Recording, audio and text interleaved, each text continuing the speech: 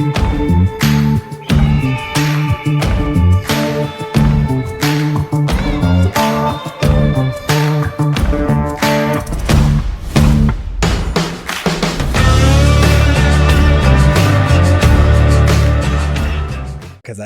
it's going to open up, and I think we'll probably go into the real estate professional designation, but just stories and situations that we run into both personally and then also professionally.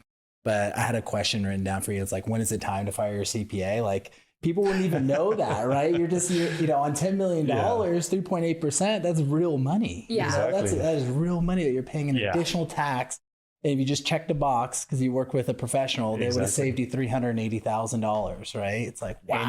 Annually. Exactly. Yeah. Exactly. Wow. How many Yeah. years was he paying that? It's kind of odd, but I feel like the big difference between billionaires and millionaires is the focus on learning the tax team. Yes. Because it was not easy to get to you. For us, it's like, how many people do we have to ask before a good one pops up? Yes. No offense to all the CPAs out there, but I had to ask about 10 stupid questions to learn one good nugget. I feel like if I didn't ask a bunch of questions in the beginning and I just was taking advice, I would have never figured it out. The real estate professional, and we just happen to be in the greatest business for taxation and then being a real estate professional.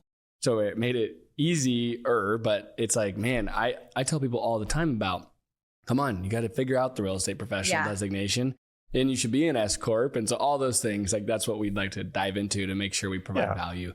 Cause it's a deep thing, game. But most people don't focus on it. And it's one of their biggest costs. One of their biggest expenses. And the their CPAs aren't necessarily advising them. They're just filing the taxes. And so here, I'll start off with a story, and then I want to lead into the real estate professional designation. So both of my in-laws are retired. They own rental income. So they're a firefighter teacher. They retired, and their business now is their rentals. That's their main form of income, rental homes. Yeah. And my mother-in-law, they sold some property, had some ordinary capital gains from the asset sale, right? And they reinvested those proceeds back with us. And I was like, hey, are they? And I know that no matter what, you could defer that, right? Because it's same. Rather, you don't have to be a real estate professional. But I was like, does your CPA have you checked as a real estate professional? Because they go pick up the rent checks. They're dealing with the tenants. They're dealing with the handyman all the time.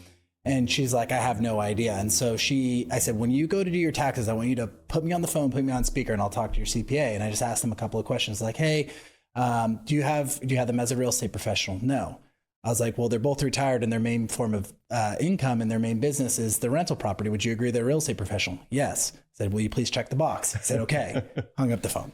And so, but that's one story in a silo, but I hear that story, 100 times in a quarter from clients. Where was the CPA on advising, hey, this might help you save a few bucks? That's the part that's kind of sad. Why don't they? I know. I think it's because what my experience is that most CPAs are more generalist. They don't really focus. That was my business plan from the beginning, that I want to focus in an area and learn that area really well. But if you talk to most CPAs, they don't just do one thing. And I don't know, the tax code is 70,000 pages or something. So it's impossible that you're going to know everything. Yeah. And if you have 500 clients, let's say, and each client is different, you're not going to be able to advise them. No. And not going to be able to advise every single client. Correct. And they'll have maybe a couple of good ideas per their client base, but how do you know them all? Exactly. Yeah. Exactly. And for exactly that reason, I only have 40 clients. But among the 40 clients, I have enough work, 1,800 returns, right? But that allows me to exactly focus in the areas that's important for them. Because it's only 40 clients that I have to advise. Yeah. I am able to meet with them anytime. They have time, I have time. I don't have to split my time, and I'm focusing specifically on that area. And I think that's what allows me to be able to advise them well and pay attention to the little details. Because even this example, it goes just what I gave you. Yeah, they didn't have losses, so it didn't really matter whether they're a real estate professional. But by making the election, they're saving 3.8%. That's it. Yeah. But it doesn't matter if even a small client like this. Yeah. It could be a big deal. Swings the needle. It adds up. Yeah, it adds up over time. 100%. Yeah. Well, let's go. So we talked about, the different forms of income, passive, non-passive. There's another layer, which, I'm just going to kind of jump to it, which is, the active versus passive, but how you can defer income depends on this real estate professional designation. Can you, in simple terms, explain that? And then we'll continue to go a little bit deeper into it. Sure. Yeah. So I think it's very important to understand when you have losses and income from various sources, how they really net down on your personal return. Most real estate investments are made through partnerships, which are pass-through entities, so they issue K-1s. And some investments will generate income, some investments will generate losses. If you are a passive investor in these deals, meaning that you're not actively participating and you're not a real estate professional, there's a rule that if your losses exceed your income, those losses cannot be used against any other type of income. Passive losses can only be used against passive income. So yes, the losses help reduce or eliminate your passive income, which means that you can net income with net losses from rental real estate business. But that's it. You cannot use it in any single year. Doesn't mean that you lose it, but you have to carry it forward. And carry forward those passive losses can only, again, be used against passive income. So that would then apply to somebody who earns a W-2 income, works, doesn't necessarily that's ordinary income, not passive income. So those passive losses are going to kind of carry forward on their book. So we've got clients that are like, well, how do I get strategic? You're 100% correct, because I'm assuming that when I invest in real estate, I'm using some other source of the income to make those investments. Right. It's probably going to be W-2. I have maybe some interest, some dividends in brokerage accounts. Maybe I have Social Security. Maybe I have retirement income, required minimum distributions, right, which is gains from capital gains. Now, all those income are ordinary income, but they not considered business income. They consider non-business income, other than the W-2. But all the other type of income are considered ordinary income, but they don't match with the losses that generated from passive activities. So you could have $500,000 in passive losses and $500,000 in W-2, you still have to pay tax on the $500,000 W-2. They don't offset each other. That excess $500,000 of passive loss would carry forward to future year. So that's where planning and trying to get to that real estate professional status, it's really beneficial.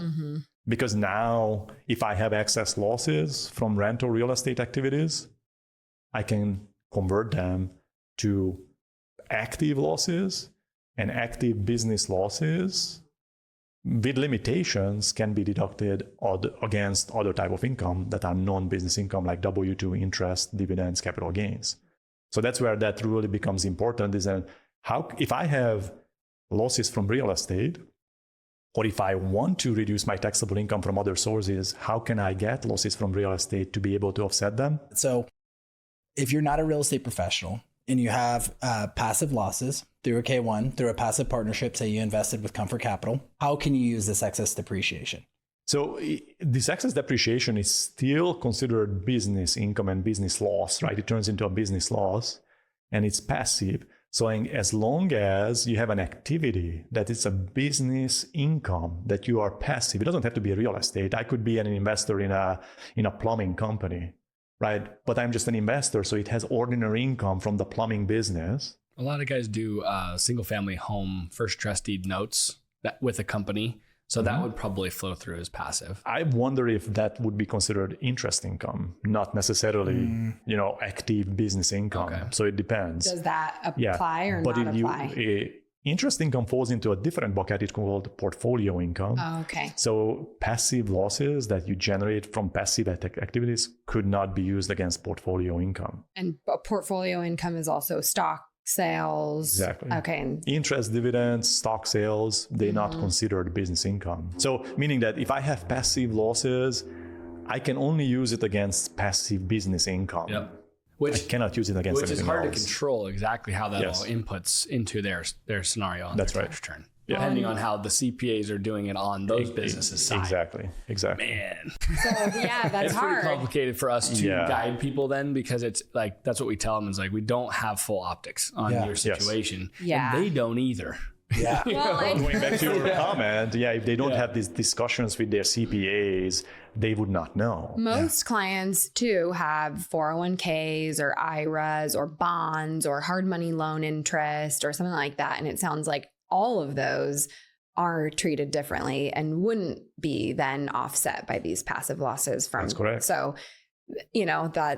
we're not, especially not having full optics. You've teed it up too nice. So then if you do become a real estate professional, what of those does it cover?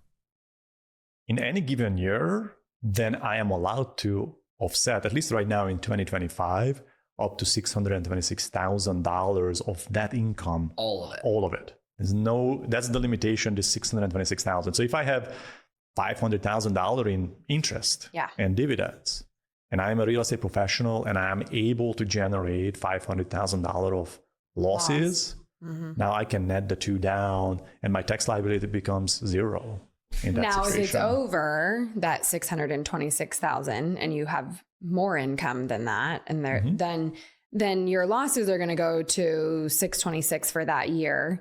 But if you have more than that, and that you could necessarily say you had $1 million worth of losses, but this is only going to allow you to use 626,000, you don't lose the remainder of that. You get to carry it forward, which is another piece that I would like you to kind of go in and explain. Maybe am I going too fast? No, before you do that, because that's like 3.0 and we're definitely going to cover it. But before you do that, I just want to put a finer point on.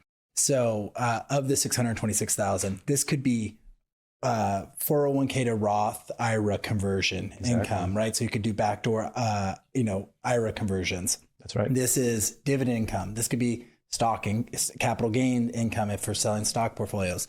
This could be from selling a business, whether it's a asset sale or a stock sale. Yes. Which we'll probably get into too, like selling entrepreneurs selling businesses, how to mitigate taxes. So it really opens up the doors. I mean, if you are a real estate professional, it really is, in my opinion, the most tax advantageous strategy you possibly can do. Exactly, 100%. Yes. That's where that planning comes into play. Then, okay, how can I get to? Yes. Can we ask you that? That's what I was just going to ask. Okay? Yeah, my advice to everyone is you should figure out how to re-engineer your life to be a real estate professional. Exactly. And be legit. And do it. Yes. Yeah, exactly. So, what is the requirement? There are multiple ways to do it. And again, I don't know the audience, so I'm not providing tax advice to them. So I always recommend, hey, talk to your CPA about it, how you can do this personally. Yeah. But to give an example, a couple and the husband is working in some tech industry and they generating interest, dividends, and capital gains, and the wife is just staying home and as a stay-home mom and trying to find a way to, as a couple, to be a real estate professional would be an easy way if we make the wife a real estate professional, because what the rules state is that I have to spend at least 750 hours in the rental real estate business, and that has to account for at least for 50% of my working time. It's hard to accomplish if you're working in tech and you're working 2,000 hours. Yes. So you couldn't do it on that side.